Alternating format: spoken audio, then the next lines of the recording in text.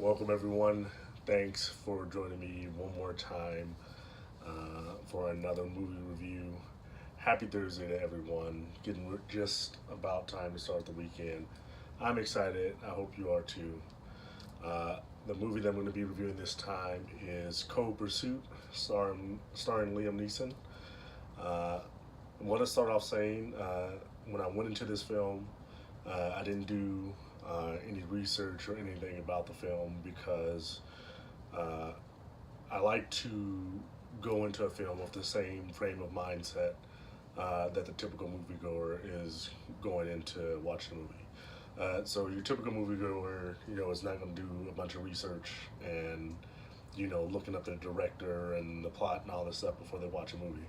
They're looking for something that they want to see that weekend. They're going to watch some trailers, or a trailer's going to come on a commercial, and if they like it, they're going to go watch it. That's basically how it goes. So I went seeing this movie only watching the trailer, and from the trailer, uh, it makes you believe, and what I believe, that you're going to get uh, Taken-ish. By Taken, I'm referring to Liam Neeson's one of his most popular films, Taken. Uh, you feel like that's the type of movie you're going to get. From the trailer, you can see that a gang is responsible for the death of his son, and he's going to take revenge on these guys. So in that respect, you think you're going to get a movie very similar to Taken, and in some respects it is, but in a lot of respects it's a lot different. I can tell you one of the biggest things that I was surprised about was the amount of humor in the movie. Uh, Not for that type of movie, the movie that this guy going into avenge his son's death, and do battle with this lone man, becoming a vigilante, and doing battle with these gangsters. Uh, I did not expect the amount of humor, the type of black humor to be in the movie that there was. So that I'm not saying it's a bad thing, but it was something that definitely completely threw me off guard. Uh, Second thing that threw me off guard was uh, the film had a lot of uh, beyond what you think that you were going to get. It definitely has some points of view that it's trying to get across about some things that you really weren't expecting it to get across. Uh, I'm not gonna, give anything away, but I can tell you that, on one side you've got these gangsters, and then you've got these other gangsters, and they portray it in such a way that you get to see that it makes commentary on, some of the situations that's going on right now in America, and I thought that was really interesting to see. Because of that, after the film, I went and did a little research on it, and I found out what I didn't know, and I think a lot of American audiences won't know as well, that it's actually a remake of a foreign language film, uh, but it's helmed by the same director, Hans. Uh, so when I found out, one of the more interesting things he did, because the film originally, his original film, In Order of Disappearance, was used in Norway, I believe it was. I can't remember, it was either Norway or Sweden, but they had the traditional Norse or Swedish, like I said, I can't remember right now which gangsters it was. And then on the other side, there were Serbian gangsters. And so for the American version, that obviously wouldn't fit here.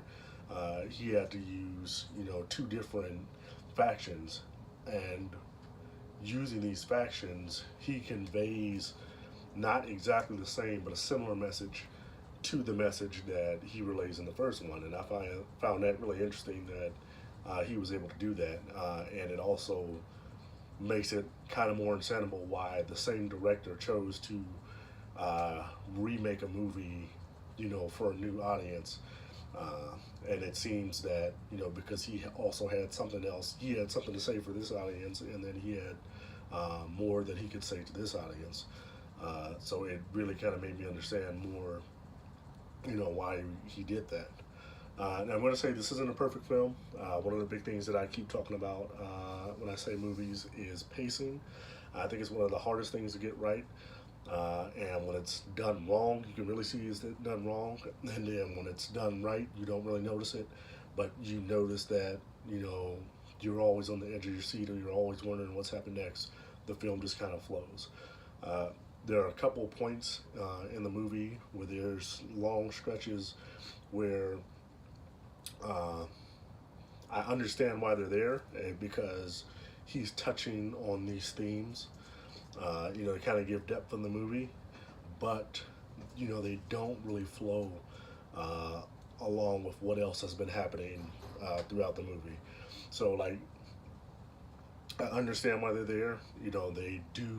They are important scenes and they absolutely add to the overall story, but they seem like kind of they were like dropped in places where it kind of makes you think. It definitely interrupts the flow of the movie. So that was something that I had a little bit of a problem with, and then also, if you guys know me or you've seen a lot of my other videos, uh, I always, always say, uh, villains, antagonists, and it really does make the movie. Uh, Everyone always, directors and people, they always focus on the protagonist. They always focus on the hero. They always, even in superhero movies or in blockbusters, they're always, wondering, okay, who's our main star going to be? Who's going to be our hero? If it's an action movie, who's going to be our action star? But not as much attention is given to the villain. And I think, if you know me, I say, I think this is one of the biggest mistakes because if you have this great star, you've got to have someone great to match him up against, and that really has the attention of the film. And I would say the main bad guy, one of the big criminal bosses, uh, is played by Tom Bateman. No disrespect to Tom Bateman, I think like he does a fine job of acting in his role, but his character, it's kind of hard to take the guy seriously. As a criminal boss, criminal underlord, uh, he's kind of a joke. That's just my opinion on it. He kind of came across as a joke, not as somebody really that you would fear, or that you would really believe that he was capable of doing the things that he did. Uh, that said, I understand it was part you know of the humor of the film. The film was definitely meant to be humorous, but the villain really did kind of throw me off. That, I would say, more than anything else, is what keeps me from giving it a higher score. It's got an 82% on Rotten Tomatoes. Critic score. Audiences haven't reviewed it yet because it's just came out today. But I will say that I would give it a 7.5 out of 10. I do appreciate, like I said, for a Liam Neeson film, he's become a bit of an action star. So you've come to expect certain things when you go to see his movies. So he delivers on the action. So, I'm happy about that. I don't like it when movies, they get a big action star, or they get an actor that's known for something, and they draw you in to see the movie because you're expecting that same type of movie, and then it's like they kind of pull out the rug from you. So they didn't do that with this film. Liam Neeson is in it. There is action. Uh, I gave him points for the humor. That threw me off guard. I like that, and then I give them points for, like I said, they actually had some social commentary, and that definitely made for a deeper film. Like I said, there were some pacing issues, and then the villain, I'd say, is what brought this film down the most, which gives me my score 7.5 out of 10. It's something I do say it's worth seeing in theaters. If you don't have, this really is kind of a slow movie week. The only other big name release I can think of is the Lego movie that's coming out. If you've got family and you got kids, that might be something you want to see. But if you're single, or you're dating, might not have too many options. So I'd say it's definitely worth seeing in theaters right now. Uh, Once again, I said thumbs up, 7.5 out of 10. I enjoyed it. I don't regret seeing it. Definitely something. Some of the things that I learned from it there's some things that I'll remember going forward, and influence my views on other movies that I see of this type. So that said, once again, thanks to you guys for watching. Hope you have a great weekend. If you want to debate with me on this movie, as well as any others, once again, leave me a comment. Hit the like button, hit the subscribe button. Thanks for watching once again, and have a great weekend, guys.